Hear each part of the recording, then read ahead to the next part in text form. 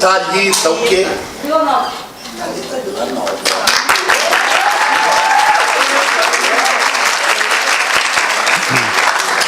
Boa tarde. Então, continuando a nossa festa literária, nós ouvimos então Thalita Vila Nova cantando o samba enredo Aquarela Brasileira de Silas de Oliveira.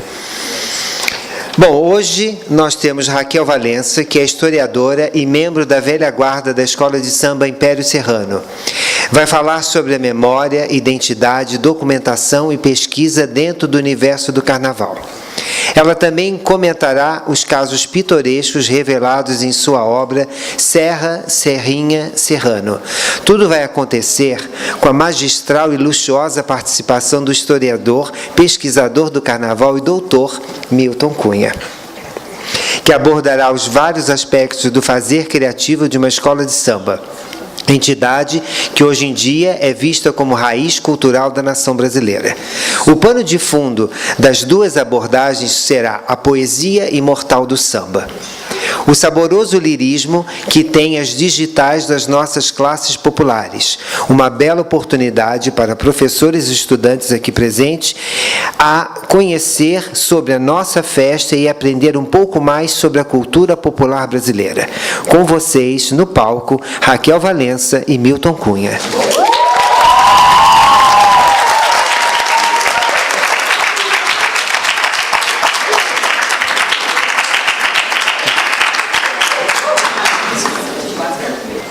Cedo a ela, porque aí quando ela pegar o meu fio da meada, ela vai embora. É assim, macho.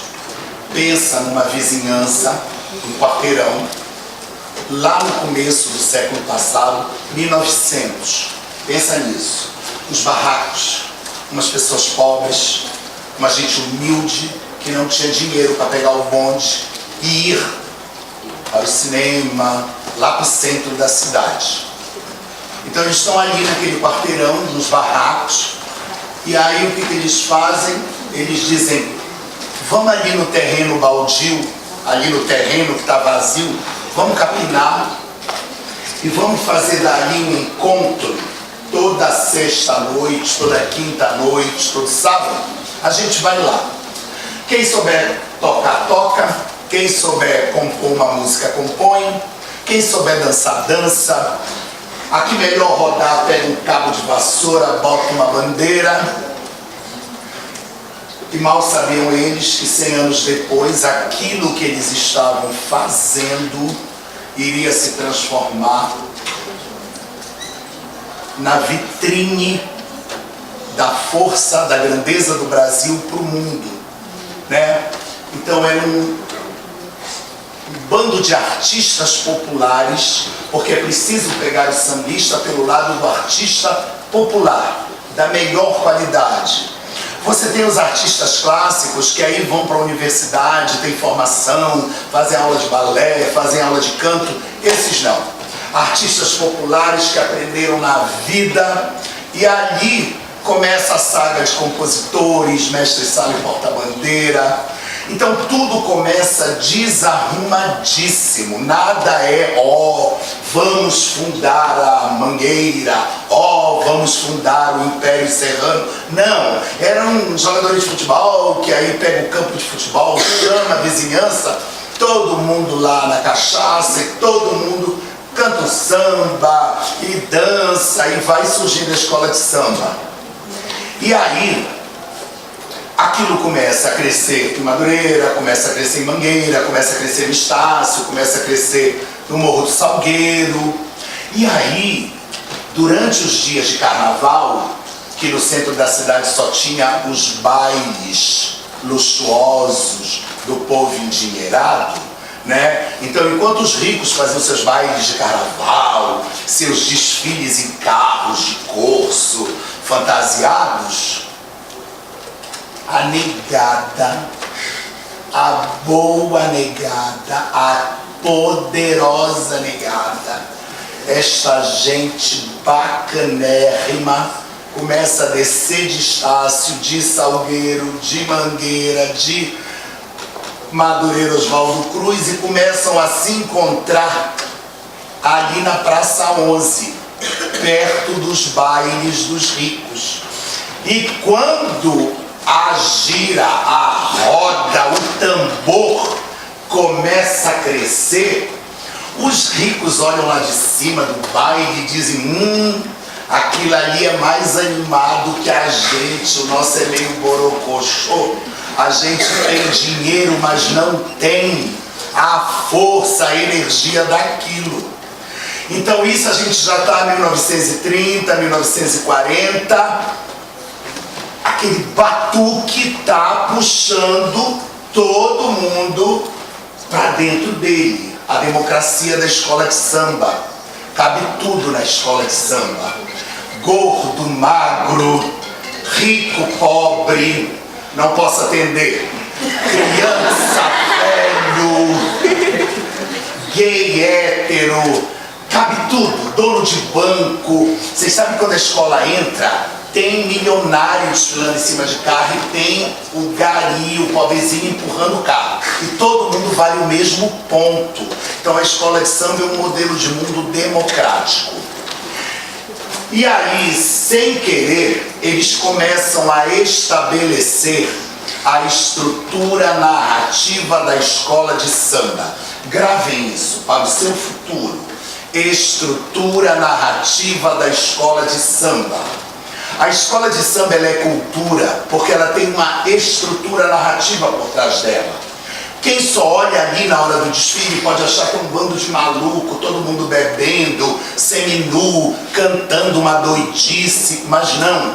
Se você for pesquisar a raiz cultural da escola de samba, você vai chegar por trás dela em 12 meses de trabalho até que chega na hora do desfile aquele bando de malucos, seminus, meio doidinhos, dançando e cantando.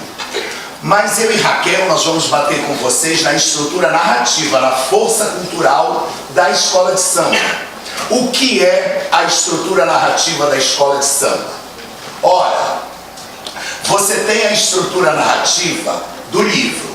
Letras impressas numa folha, você vai passando, isso é uma estrutura narrativa. Começo, meio e fim de uma história qualquer que estejam narrando. Você tem a estrutura narrativa de uma poesia, versos que vão tratando de um assunto e o leitor vai lendo a poesia e vai chegando à sua própria conclusão. Estrutura narrativa da poesia.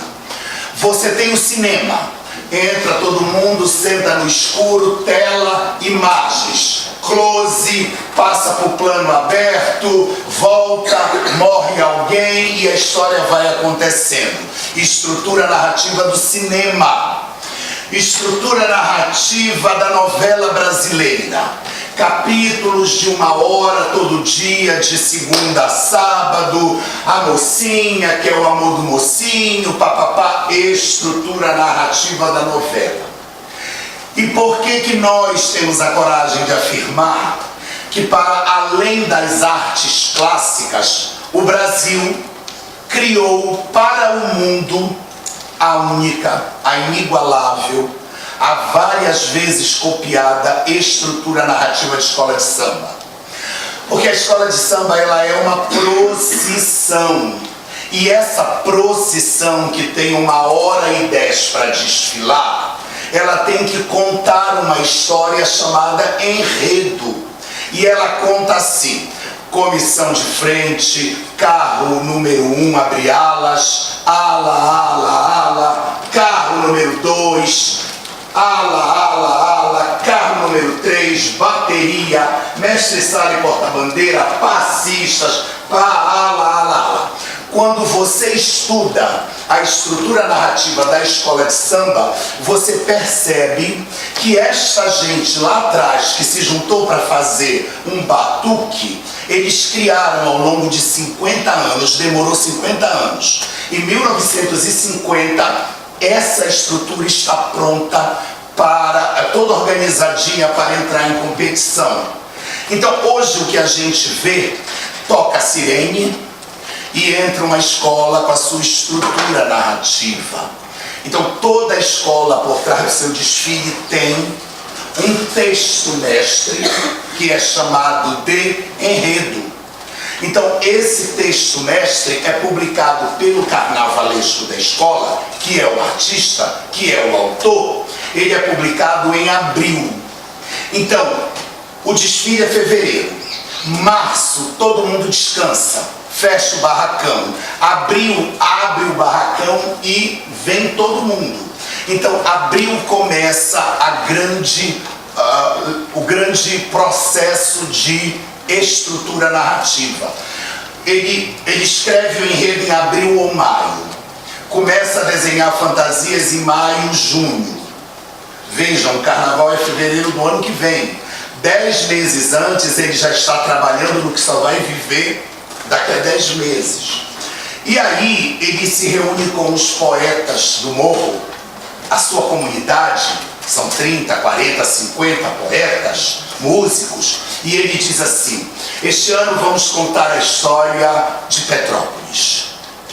A Vila Isabel sobe a serra, a coroa de Vila Isabel do Morro dos Macacos encontra a coroa imperial. É exatamente assim que começa o texto do Edson sobre Petrópolis para o Carnaval de 2019.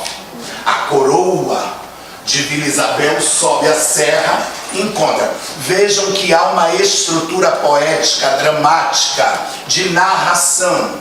Então eu suponho, eu, Milton, comentarista de televisão, eu suponho que eu vou ter no primeiro carro a coroa de Vila Isabel e a coroa de Pedro. Porque o texto me leva a pensar no encontro das duas coroas. Então notem toda a profundidade do texto. E aí ele conta para os compositores esse texto, essa história emocionada. No carro 2 surge o Palácio de Cristal. No carro 3, os povos que chegaram, alemães com cerveja, indústria têxtil dos italianos, é lá o texto dele. E aí a Rua Teresa, papapá. E os compositores escutam aquela emoção do carnavalesco e vão embora para casa. E junta 5, junta 10, junta 8 e eles começam a fazer a música. Volta para a quadra 30 músicas. E a comunidade vai escolhendo. Cai 3, sobra 27. Cai 2, sobra 25. E vai passando o tempo e os carros estão subindo, as fantasias estão fazendo e chegamos aos 3 melhores sambas. E vai escolher um. Então, depois da narrativa escrita do carnavalesco, você terá uma narrativa musicada dos compositores. Então já temos 2 narrativas. A próxima narrativa é a narrativa visual, que é a narrativa de fantasias e alegorias. 3 narrativas. O texto mestre, que é o sinopse do enredo, a música e sua letra, fantasia e alegoria, e aí vamos para a última narrativa, que é a narrativa dançada e cantada na hora do desfile. Então é uma narrativa de performance, né? Quem viu, viu. Quem não viu, só resta a TV e seu vídeo, que não é a mesma coisa. A narrativa que a TV imprime é a narrativa que a gente da TV quer mostrar para vocês. Mas se vocês estiverem lá, vocês vão olhar para o que vocês quiserem. Não vai ser a tela da televisão. Cada um faz a sua narrativa na plateia. Então eu diria para vocês que a narrativa final da escola de samba no desfile é um somatório de 4 outras narrativas anteriores a ela ao longo de 11 meses. E aí, a professora, 50 anos de Império Serrano, ela pegou dos anos 60 para cá. E aí ela pode contar para vocês como é isso tudo que eu falei para vocês, que é teoria, ela tem na prática a vida dela dentro do Império Serrano. Então, para os aplausos dos senhores, a divina Raquel.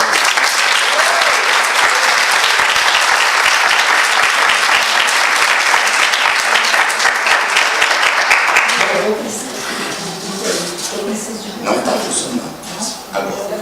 Agora sim. Eu não tenho vozeirão de Milton Cunha, né?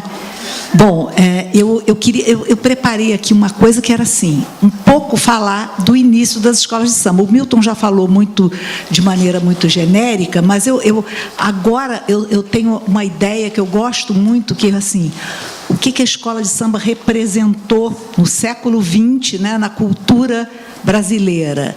Ela foi o encontro do samba, um gênero surgido lá no Estácio, né, onde os compositores se reuniam para criar um tipo de música novo para a época, e foi o encontro deste samba, desse ritmo, dessa forma de cantar e tocar, com o carnaval. Então, do casamento de carnaval com samba, nasceram as escolas de samba.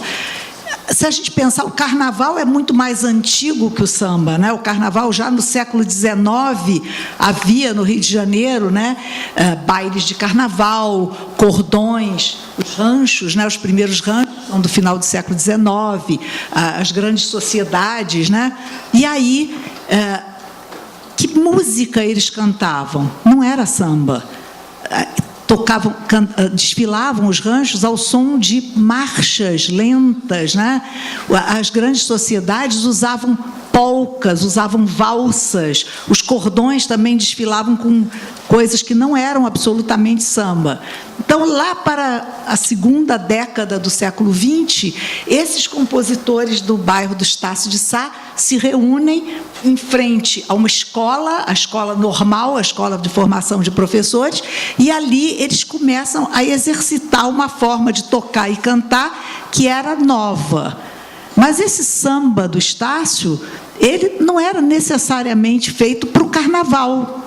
Ele era feito para ficar parado ali. E há um momento, já no final da década de 20, em que um homem chamado Ismael Silva, vocês já devem ter ouvido falar dele, o Ismael Silva muda o ritmo do samba para que o samba se tornasse, na expressão dele, o samba de sambar. Porque o que existia anteriormente era um samba para ficar parado e cantar em roda, né? E, a partir do Ismael Silva, ele sai em desfile. E esse momento, né, da primeira escola de samba, que se chamava Deixa Falar, né? Eu ia dizer depois eu digo, mas depois eu digo é a Portela, que virá depois.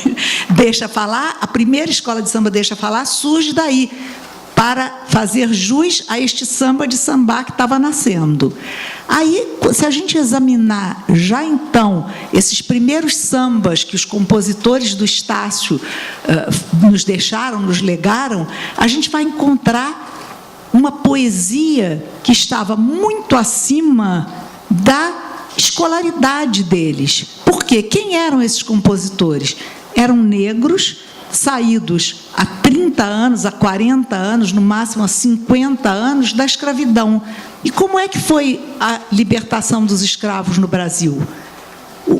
O negro escravizado foi entregue à própria sorte. Ele não teve nenhuma formação profissional, ele não teve escolaridade, ele foi posto, entregue ao Deus dará, como se diz, não é? Então, foi preciso ele encontrar formas de expressar a poesia que existia dentro dele, como existia dentro de Olavo Bilac, como existia dentro de Machado de Assis, que fez o soneto a Carolina, né? Então, como é que o negro, frequentemente analfabeto, ou se não analfabeto, pelo menos iletrado, né? Sabia pouco, como é que esse negro, esse mestiço dos primeiros anos do século XX, vai dar vazão à sua poesia? Olavo Bilac nos deixou livros, Casimiro de Abreu nos deixou livros de poemas, né? Todos, Gonçalves Dias nos deixou livros de poemas, mas eles não tinham acesso à escrita. Então, como é que se extravasava essa poesia? Em forma de samba, em forma de letras de samba. E se a gente for examinar essas letras, e é um trabalho espetacular, né? Se a gente for examinar essas letras, a gente vai ver ali narrada a trajetória dessas pessoas, porque nas letras de samba eles refletiam a sua realidade. Então, há um samba, um dos primeiros sambas enredo que é do Cartola e do Carlos de Cachaça, que se chama Homenagem, é um samba, se não me engano, de 1934. Então, ele vem dizendo que ele vai louvar os grandes poetas, louvar Castro Alves e Gonçalves Dias, não sei o quê, então faz aquela louvação aos grandes poetas. E lá na última estrofe do samba ele diz: e nós, os pequenos poetas, queremos ser iguais a eles. Então, reparem, há uma humildade, uma reverência em relação a uma cultura que era a cultura erudita, à qual eles tinham pouco acesso ainda, né? No entanto, eles, a partir daquele momento em que o Ismael Silva coloca na rua, né, o samba de sambar e o cortejo começa, as escolas de samba começam a tomar forma, não como a gente as vê hoje em dia, mas de uma maneira muito mais simples, muito mais despojada, mas já com esses valores importantes, né? Esses valores fundamentais. E o principal desses valores qual era? Era exatamente permitir que o negro tivesse acesso à cidadania. Tudo que ele queria era ser um cidadão de primeira classe, né? Então, com isso, houve uma pessoa, uma figura extremamente importante, que foi o Paulo da Portela, né, que na década de 30 ajudou a consolidar aquilo que nós conhecemos hoje como Portela, que até então era um bloco, e o Paulo da Portela, então, funda a Portela, e esse homem tem uma visão espetacular do que era, para o negro, a ascensão que a escola de samba lhe permitiria, tanto que ele recomenda aos seus pares, aos demais sambistas, o seguinte: olha, quero todo mundo de pé e pescoço ocupado. O que seria isso, pé e pescoço ocupado? Significava que ele não queria ninguém de chinelo e ninguém de camisa, de camiseta sem gola. Ele queria todo mundo de terno e gravata e de sapato no pé. Por que essa exigência do Paulo da Portela? Porque o Paulo percebeu que era preciso conquistar espaço naquela sociedade que era tremendamente hostil a eles. O que era um compositor de escola de samba, um componente de escola de samba nas décadas de 30 e 40? Era marginalizado, porque os ranchos se organizavam em fábricas, né? Cada fábrica, a fábrica de tecidos tinha um rancho, Caprichosos da Estopa, a outra fábrica tinha outro rancho, enfim, os ranchos eram oriundos de trabalhadores de fábrica. As grandes sociedades eram a classe média, a comissão de frente da grande sociedade era cavalo montado, então tinha que ter algum poder aquisitivo, né? E o que era a escola de samba em comparação com essas? Não era ninguém, era nada. Então, Paulo da Portela percebe: se quisermos ser aceitos, temos que ocupar pé e pescoço. Da mesma forma, o compositor popular, responsável por essa narrativa, né, que a escola de samba passa a adotar, o compositor popular também tem que enfeitar o seu discurso. Mas como, coitado, se ele não tinha escolaridade? Ele não tinha capacidade de criar imagens e comparações, metáforas, como os poetas eruditos tinham. Então, o que faz ele? Ele cria, põe para fora, digamos, a sua poesia e usa palavras muito rebuscadas. Se a gente analisar os sambas da década de 50, são cheios de palavras elegantes, palavras rebuscadas, né? O compositor queria mostrar que ele dominava também aquela linguagem que era a da classe dominante. Então, nesse contexto, as escolas de samba vão, como o Milton já contou aqui, vão conquistando a sociedade. E por quê? Porque muito mais do que um desfile, e o Milton também falou disso, as escolas de samba, o samba é um modo de vida. É um modo de vida diferente daquele que a gente imagina. A gente pensa assim: a escola de samba, na véspera do carnaval, eles chegam na avenida e desfilam. Não. A escola de samba é uma construção de um ano inteiro. E por que isso? Porque a escola de samba foi o único ponto de encontro, a única forma de lazer, a única forma de convivência e, portanto, a única forma de sobrevivência do povo negro na cidade do Rio de Janeiro. Não é? Por quê?